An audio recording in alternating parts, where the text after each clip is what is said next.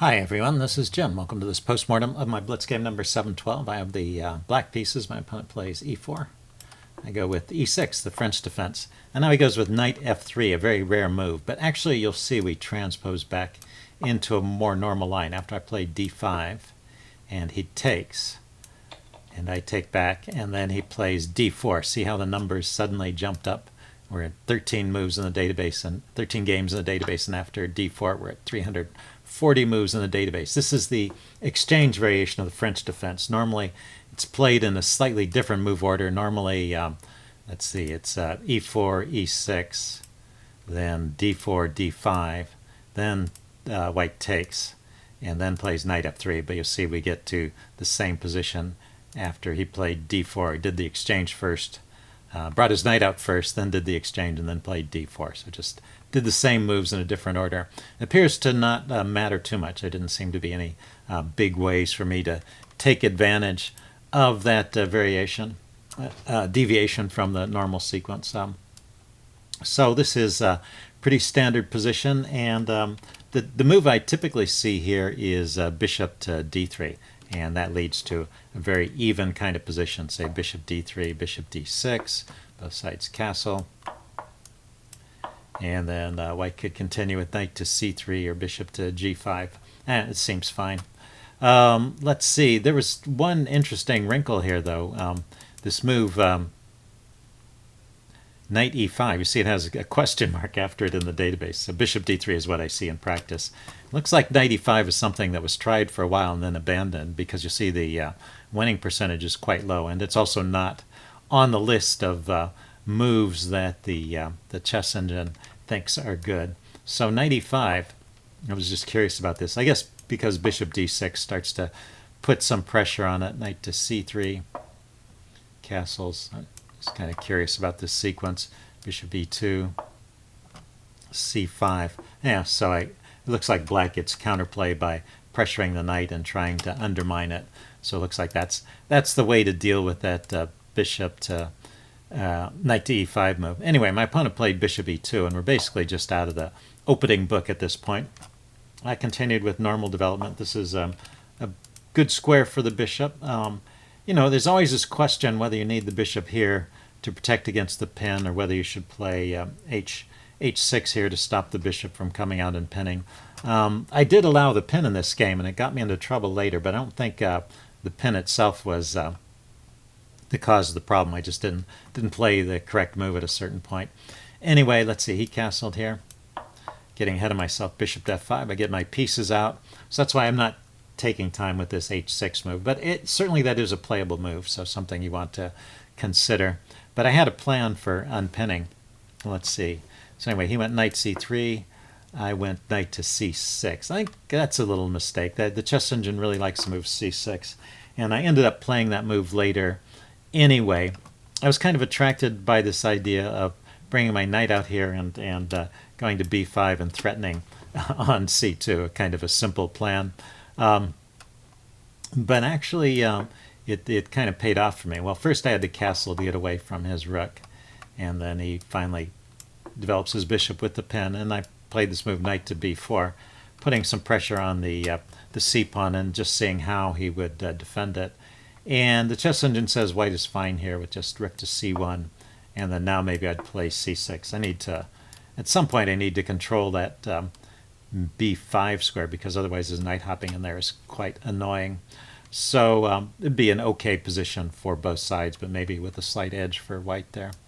But he defended this way kind of strangely, and you know, it's just a mistake. I can take off the bishop and leave him with doubled pawns, and I have the bishop pair, so I'm a little bit better now. And now I get in this c6 move as well, so he can't harass me with his knight.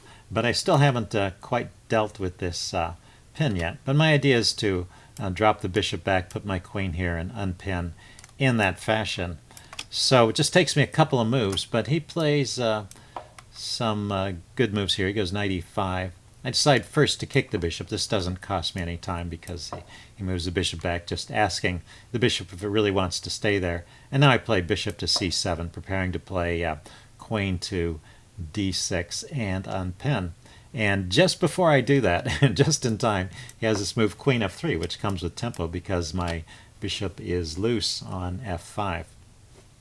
And so now this is the critical moment of the game. And there's some interesting points here that I didn't realize. The one point is that this knight coming into d7 is a problem after the exchanges on f6. So the way I played it, I dropped my bishop back to h7, and that let go of this d7 square. So after the exchanges on f6, I'm left with a pawn on f6, and then the knight comes in here, and it's forking my rook and the pawn. So kind of an amazing sequence there. Well, surprising to me. Having seen it once, I guess I can now appreciate it. It's the kind of thing you have to look for before playing your moves, right? Look for those forcing sequences, because it is all kind of forced. So there's a couple ways to deal with it. I guess the simple way is just to retreat the bishop back along this diagonal, and he can still trade, but this is a much better endgame for black, because black has the bishop pair, and this knight has to go back. So I don't lose any pawns, and I have the bishop pair against the knight pair. There are some pawn weaknesses over here, but there are also open lines for my rooks, and that should be a better endgame for black. Black has the advantage there. And there's one other sequence here I had to point out, because it's it's a computer sequence, but it's kind of amazing. If you move the queen to c8, this is actually the best move. Defend the bishop and allow him to take the knight and double the pawns, even with the queens on. I would definitely be afraid of this. But the point is, after you take back with the pawn, take a look at this knight. This knight has no moves. It is completely trapped. I don't know, maybe you could find this. This isn't too deep, but again, it was a very surprising find for me. Everywhere that knight goes, it gets taken. So that knight is lost, and all that white can do is counterattack the bishop, and then this sequence leads to I pick up a pawn here with the tempo on the knight, and let's see, the bishop goes to a5, chess engine says. And anyway, this is a good sequence for black.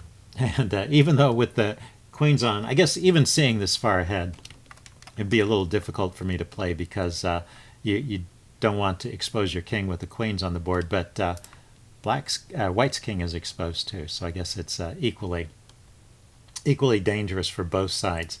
If he checks along this G file, for example, I move my king to the H file, and I'm threatening to bring the rook over here to G1, G8, and skewer the queen and the king. So anyway, black is better in this position. Kind of funny. So I played the move bishop to H7, not realizing what was going on here, and he exploits this very nicely. Takes, and I take back. I wasn't actually even worried about this endgame at all, because, like I said, the bishops versus the knight, and with the queens off, I'm not worried about my king position. But in this particular position, he does have the move knight to d7, so it's not about those general considerations, it's about the specific tactics here. And let's see, the chess engine recommends responding with bishop to b6. It's a counterattack. Let's see, he could give up, it actually recommends giving up the exchange. Well, I don't know, I think it rated these as about equal. Let's see, taking with the king instead of the rook, and then bring his knight back to defend that pawn, and playing on in this position. I think white is better, but well, with the rook and two bishops against two rooks and a knight, seems like black has some chances here.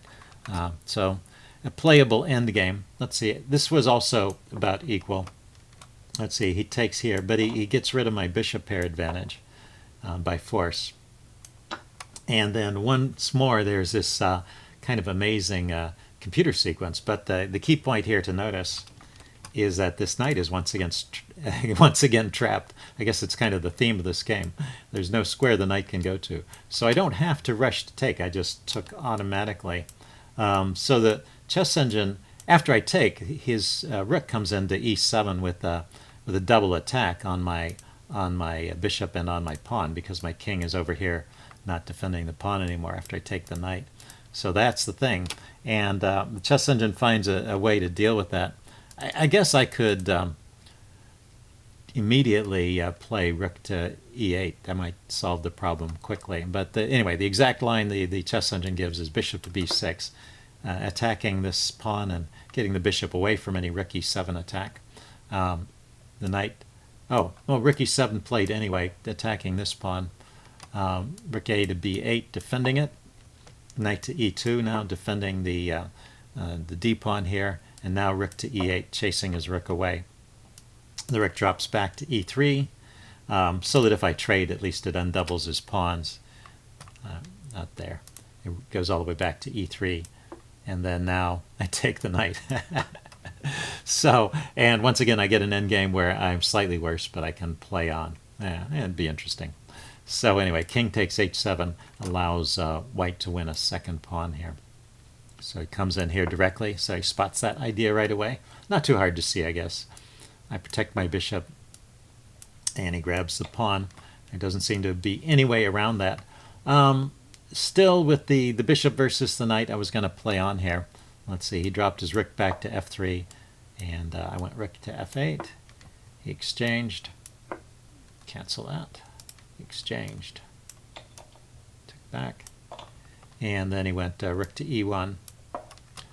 And let's see, I played king to f6. I want to control some of these squares, not let his rook penetrate so easily.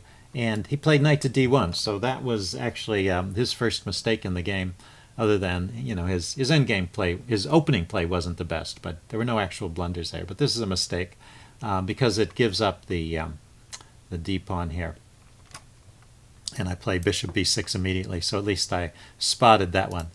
Instead of knight d1, he could have played knight a4, controlling these squares. And, you know, if I push my b pawn forward to chase his knight away, he can put the knight on c5. That might be a good square. So anyway, and he wouldn't be losing any material here. So knight d1 actually loses the pawn. That doesn't seem to be any good way to defend it. So he goes knight e3. I grab the pawn. So now I'm only down one pawn. And bishop versus knight, I have hopes of drawing this, so definitely I'm playing on at this point. b3, I go h5, he goes g3, go king g5, and he goes f4 check. That is all okay. I drop my king back, and he goes king g2, and now I go rook e8, and rook e8 really kind of ends the game for me. If I were to play just a nothing move like a6, I could still play on in this endgame. And have some chances to draw. But after rook e8, this is just a losing move because he has this nice tactic, knight d5 check. So it's a discovered attack on my rook, which is undefended. It's a check to my king, and I could take his knight, but I lose the rook. So it's better to drop the king back, defend the rook, and now he gets to take those rooks off the board, and it's just a knight versus a bishop, but he's 2 pawns up, knight to b4. And so this is just a winning endgame for white.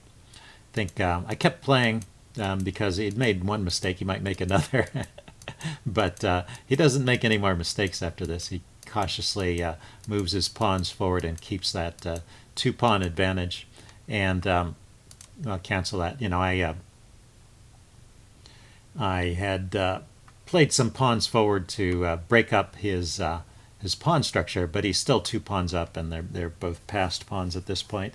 And let's see, my final blunder was this king g5 move here, which just walks into this fork. So he spotted that one right away too. So immediately took advantage of that. And I don't know why I kept playing here. There's very little hope at this point, but I played on a few more moves, and then eventually, after knight d4, I resigned here. So good game by white. He made some nice moves there. He spotted the chances that I gave him and took advantage of them. So anyway, I hope you guys like this video. Leave any comments you have in the section below, and I will see you again soon.